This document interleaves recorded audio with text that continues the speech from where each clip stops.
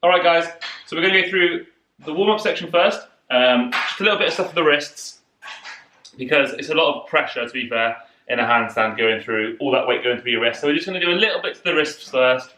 So we can start with 10 rocks back and forth. So just make sure you've got enough pressure through your hands. So we're not sort of like weight through our knees, pressure through our arms as if we're in a plank.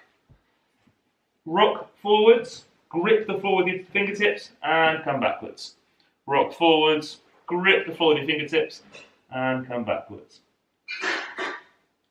10 of these, nice and controlled, nice and slow. Be careful not to drop your hips. So my shoulder to my hip line, my shoulder to my hip is staying in line throughout. I'm not dropping my hips until I've got a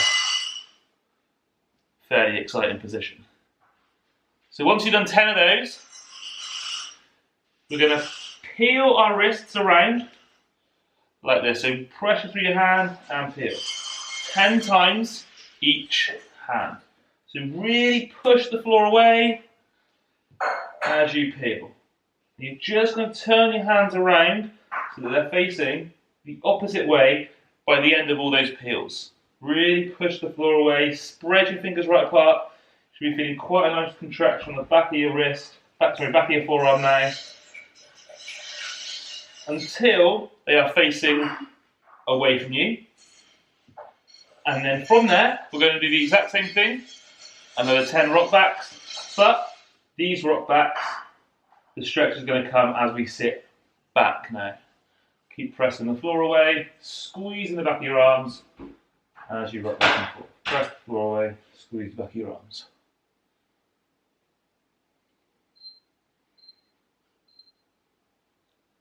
So 10 of these, keep squeezing the floor with your hands. 9. Look how chill my cat is behind me. She's so adorable. Alright, 10 of those. And then, pull your hands around so they are facing forward. You haven't got to peel around now because they'll probably be feeling pretty tired anyway. And from here, we're just going to go through 10 humps and dumps now. So, press the floor away, squeeze your bum, squeeze your abs, push up to the top. And slowly come back down. Head right back, shoulders pulled together. Press the floor away. Head right back, shoulder blades together. So it's really important, again, we're keeping that weight over our wrists here.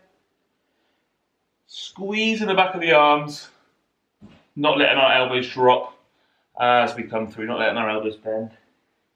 Keep pushing that. Nice and controlled.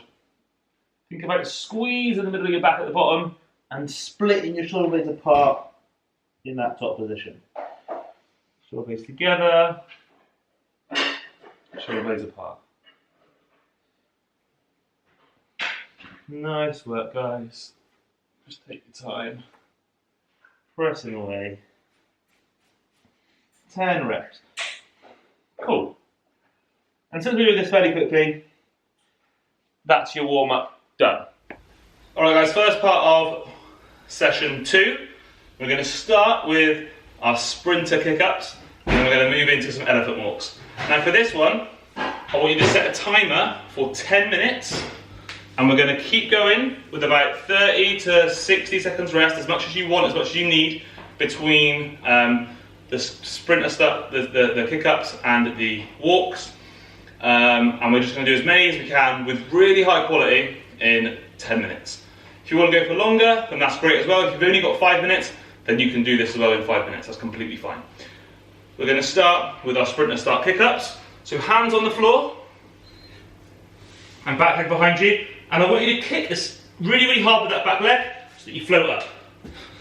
Kick really hard, float up.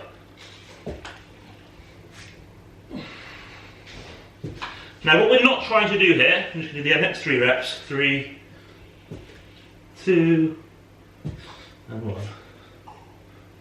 What we are not trying to do here is join our legs up.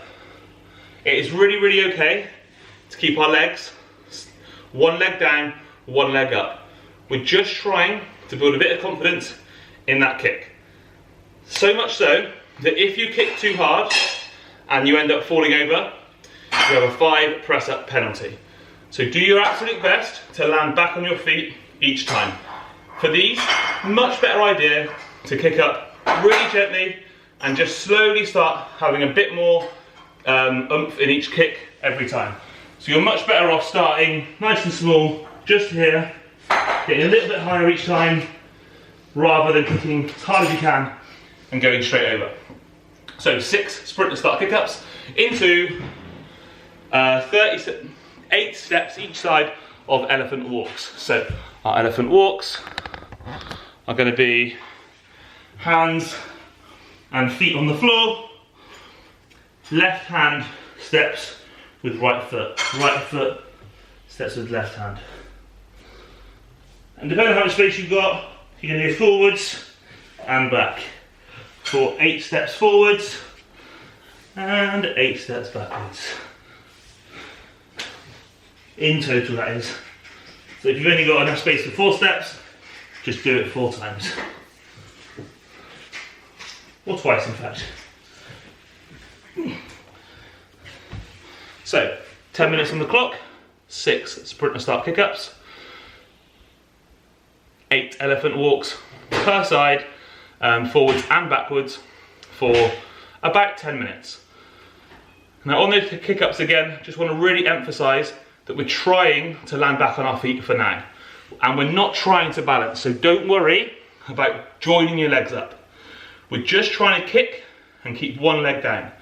Because you'll find that the kick with one leg down allows you to balance a lot easier when you get used to doing that kind of kick than kicking and trying to find balance straight away.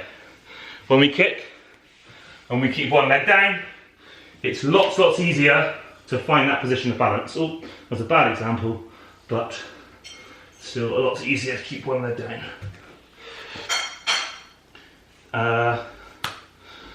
Cool. Thanks for watching, thanks for playing, and we will see you next week for week 2, sessions 3 and 4.